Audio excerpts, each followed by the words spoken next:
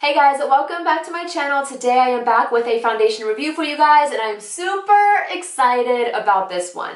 I have high hopes, which I try not to do that going into a foundation review because there's been so many times like a foundation's been hyped up and then I try it and I'm like really? Why can't this look good on me? You know what I mean? Like certain foundations just don't work well with my skin. I just have one of the skin types where it's really hard to find something that is long wearing, that helps camouflage texture, that is full coverage, but like not too matte. Like, you know, it's just like I want like the perfect finish and it's really hard to find sometimes. So that's why I enjoy doing these foundation reviews, so I get to try, you know, a bunch of foundations and see what works best for my skin type, and that way if you guys have similar skin to me, then, you know, I can help you girl out. And if you're new here, welcome. My name is Alicia, and I would love for you guys to subscribe down below and join our family. But yeah, let's go ahead and let's test out this foundation. Doing this foundation, JUVIA'S Place.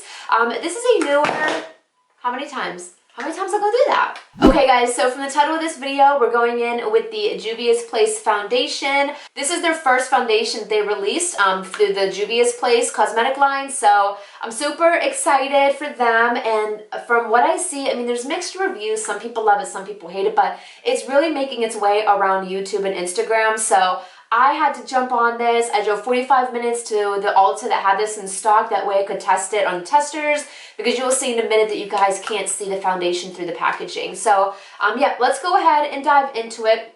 So first off, the shades that I got are Giza, which is 540, and Capri, which is 630. The reason I got such a kind of like a drastic shade change or shade range is because when I self-tan, I need a little bit more of like a golden undertone foundation, and when I don't have any self-tanner on, I need more of like a neutral olivey type of undertone. So right now I am self-tanned, but it's kind of like fading now, and I don't self-tan my face. That's why my face is always super white, and then like my chest and my arms may look like a couple shades darker. Let's give it a go. But this is the packaging. I'm really impressed with the packaging. It's just like different. Like I don't really see anything with packaging that looks like very, you know, aesthetically pleasing like this. And this brand, JUVIA'S Place, if you guys aren't familiar, this is their first foundation. They do have eye palettes out, which are a big hit, but this beauty line is based, it's like African based, hence like, you know, a lot of their, you know, logos and a lot of their packaging, you'll see it's more like Africa type of vibes, which I think is really neat. And something else, if you guys are going to look into buying this foundation, just make note that the lighter, or I'm sorry, the lower the number, the deeper the shade. So it's kind of opposite of what like most traditional shade ranges go. So there's 42 shades. As far as the claims for the foundation, I'll just read the back here. This is, it's a radiant, long-lasting, creamy, and comfortable formula. It says, our second skin creamy foundation offers a smooth application with a soft, natural, and soft matte finish to give a flawless coverage. A great formula to even out the complexion, which I need, refined skin texture, which I need, and erase blemishes, which I need. So that sounds great and promising. It's supposed to maintain the initial finish throughout the day, suitable for all skin types, including sensitive skin, that's your girl here, and oily skin. I do have combination skin. I'm more so dry out here, and just because it's summer and a little bit warmer outside, I am a little bit more oily in my T-zone. This is, JUVIA'S Place is cruelty-free also, so if you're into that, make sure you check out their brand. It's free from parabens, oil, and cyclopentasiloxane. Woo, never saw that word before. That's a first. I'll actually like put the word somewhere on the screen here. So that's good. So it's good for sensitive skin, so I'm hoping this doesn't break me out. It does say on the package here that it is full coverage. It is in a squeezy tube. That's like one of the only downfalls of the packaging. I do not like how you can't see the actual color through the packaging, because it is very difficult to find or match, which is why I didn't want to order it online. I wanted to like test it in stores, which is why I drove the 45 minutes to the Ulta that had it. It's really cute though. I do kind of like the squeezy tube because I feel like it's not messy. Like even ones with pumps, I really like foundations with pumps, but sometimes that pump can like build up and get really cakey. So I kind of like this little tube thing. So, oh, and also I should tell you how much this retails for. This retails for $20. So Not, you know, super, super drugstore affordable, not super, super high-end. I think that's a good, you know, a good price point for a foundation that has all of these claims, which we'll see in a minute. All right, so that's with the claims. Let's go ahead and apply this to the face. So for the most part, my skin is already prepped. I have my eye cream on, my moisturizer, and the only thing I need to do is prime. I'm going to go in with my NYX Angel Veil, because this is where a lot of my foundation like breaks up or doesn't wear well throughout the day. So I do that and I just kind of, you know, spread it out. We're primed. Let's get into the foundation. Okay, so I'm going to try one side of my face like I always do with my sponge. This is the e.l.f. Ultimate Blending Brush. Then I'm also going to go in with my e.l.f. sponge. It looks so big. Why? Why is this so big? I feel like this is bigger than like my normal sponges. Okay, anyways, this is more like my everyday shade. So that's 630. Like you can even see like my self-tanner is kind of like rubbing off there. That's 630. And then we have Gisa, which is 540. I'm going to go in with Gisa. So I'm actually just like mixing the shades. And going in. So this is, oh my God, they're right. Okay, this is super full coverage. And they are right. A little bit is going a long way. I actually feel like I have to wipe a little bit off. So literally, you guys, make sure you use the smallest bit. I have to bring some up here. Wow, this is so, you guys, this is thick. And I may have to like work and get a couple different shades if I end up liking this, because this is super, like, see what I mean? It's pretty close to like my body shade. It's just my neck is so much more fair than the rest of my body. I honestly might not even need a concealer with this. Oh my God. The scent, pretty minimal. I don't notice anything like too perfumey. I mean, it does just smell kind of like makeup. So nothing too crazy there. I just wish I got the shade match a little bit better, but you know, like I said, maybe in natural lighting. That is so full coverage. Oh my God. Okay, so foundation's on. Initial thoughts. The coverage, holy moly, full coverage for sure. You literally can't see anything. You can see like this bump really bad just because that's like a really sore one that's like underneath the skin. But as far as like a lot of my other texture, it's not bad. Like it doesn't emphasize it. On camera under these lights, it does, but I'm feeling like in natural lighting, it's not gonna look so bad, which we'll test this out. Scent, really very minimal. It just kind of like smells makeup-y, like makeup. So there's no like super intense fragrance, which I can appreciate just because a lot of times highly fragranced foundations do tend to like break me out just because like all that, you know, fragrance in them, just not good for sensitive skin. So I like that.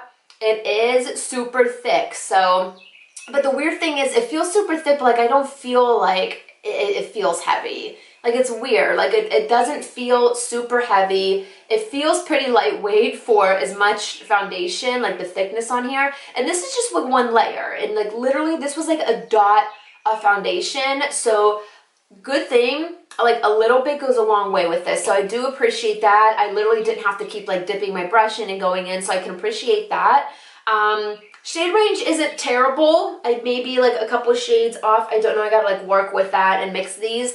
But honestly, I like it so far. I think I like it just because of the full coverage it has. So I'm gonna continue. Let's go ahead and see if we get as much coverage on the sponge side.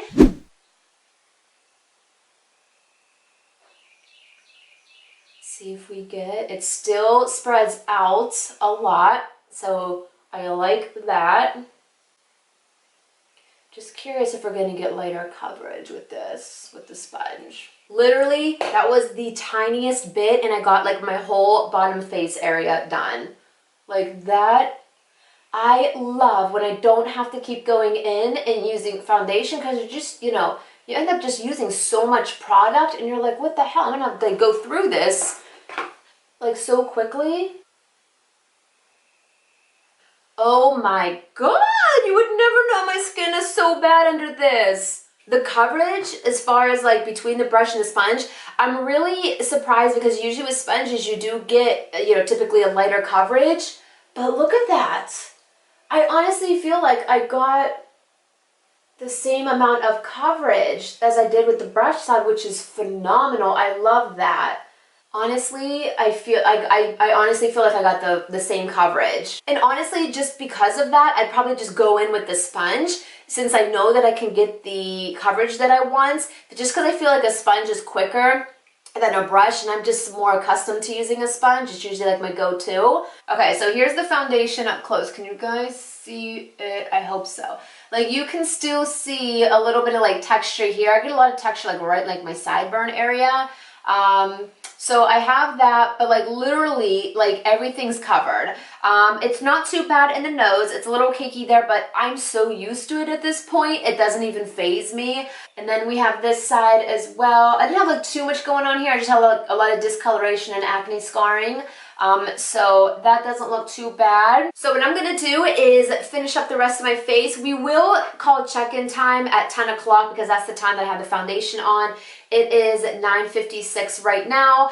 So we will call check-in time at 10 a.m. But I'm gonna go ahead. I'm not gonna do anything crazy, and I'm for real this time. I know I always say that and I come on like full glam, but I'm literally just working today and putzing around the house and whatnot. So probably just throw some lashes on, do a little bit of bronzer and whatnot. So I'll keep it very minimal. I will not use a setting spray. I don't like to use setting sprays with foundation reviews. I like to see how the foundation wears on its own. I will say I'll probably still set like where I'm gonna bronze and contour and blush where, you know, like right here with powder, just because it's like a little bit, very slightly sticky to the touch, but it's seriously set down. If you just put foundation on right out the door, you'll be fine. And yeah, so let me go ahead, pop some lashes on, and I'll be right back.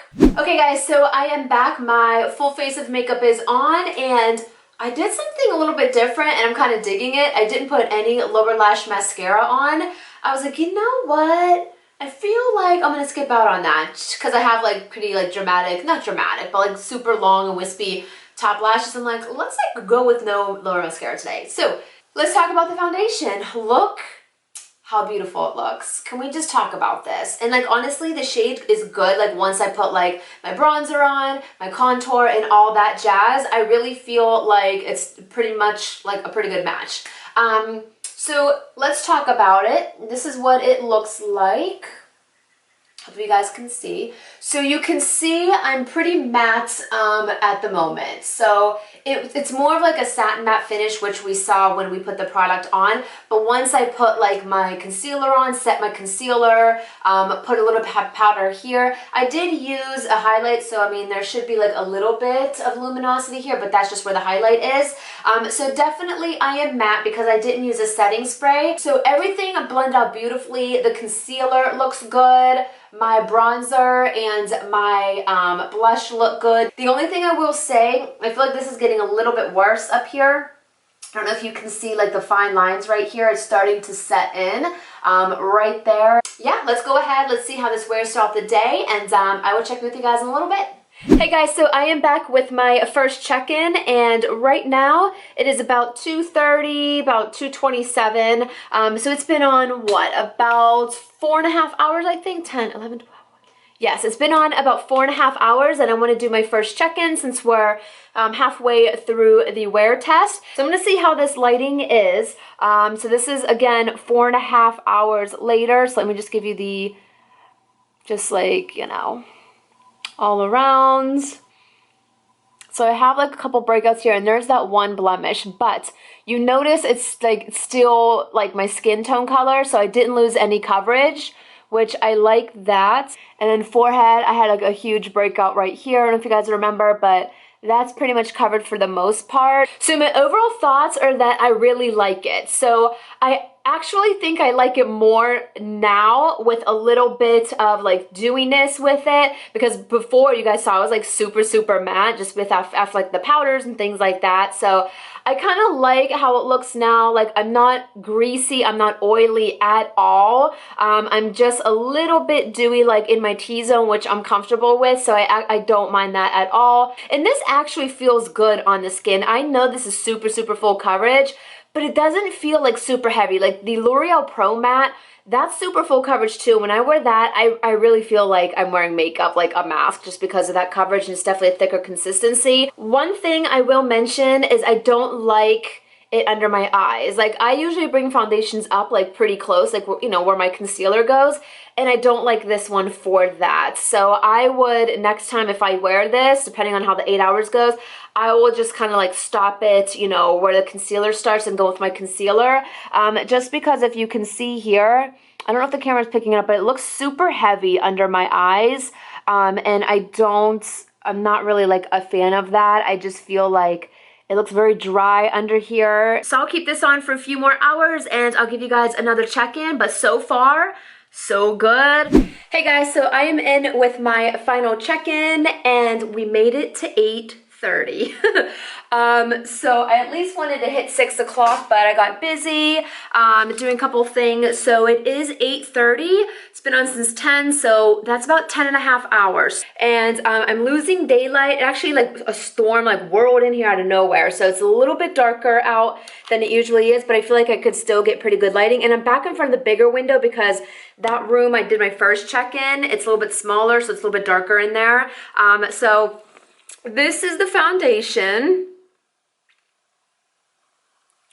Give you guys just a little overview here. This side. First thoughts, it's definitely caked up. Right, like in my nose area, we always know that that's a problem. It definitely looks a little bit cakey and built up and a little bit rubbed off on the nose. So I am more dewy than obviously when I first put the foundation on, but I feel like it's like not that bad. I don't look like super greasy, oily. I do look a little bit dewy, but let's just keep in mind, I did not blot throughout the day. I didn't use any type of setting spray. So this is pretty much just the foundation with like the primer on the nose area. So for not doing any of those steps, I feel like this looks pretty darn good. But like, look at my bronzer and my blush. That definitely stayed on. I can see this little guy peeking through in this one. Those were like 2 breakouts I had. So those I did lose a little bit of coverage on. I'm really like dewy on my forehead. My nose is pretty dewy also, and like right here. But like, oh my God, I'm really excited about this one. I just feel like, and it didn't transfer throughout the day, like nothing that I noticed. Like I've been pushing my hair back and whatnot, and I don't see any like, you know, marks or anything on like my temples where the product is like pushed away. So I like that. Like I said, just my under eyes look a little crazy right now because I wouldn't recommend putting the foundation under your eyes. Just kind of keep it, you know, right here and then go in with your concealer. And we all know some foundation reviews that I do not turn out. So I am proud to say I really like this foundation. If you have oily skin, I don't know, you may have to just be careful as far as like setting it, blotting throughout the day, because you may get really oily after like that 8-hour mark. Just because I do have pretty like dry skin. Like out here it's fine, but again, it's just my T-zone. So if you have oily skin everywhere, I wouldn't wear this for a long period of time, or just make sure you're using more mattifying primer, and like just make sure your skincare you know, is appropriate for this type of foundation if you do have oily skin. So yeah, you guys, this one I would definitely give a thumbs up. Be sure to subscribe if you guys haven't already, and I'll see you guys in my next video. Bye.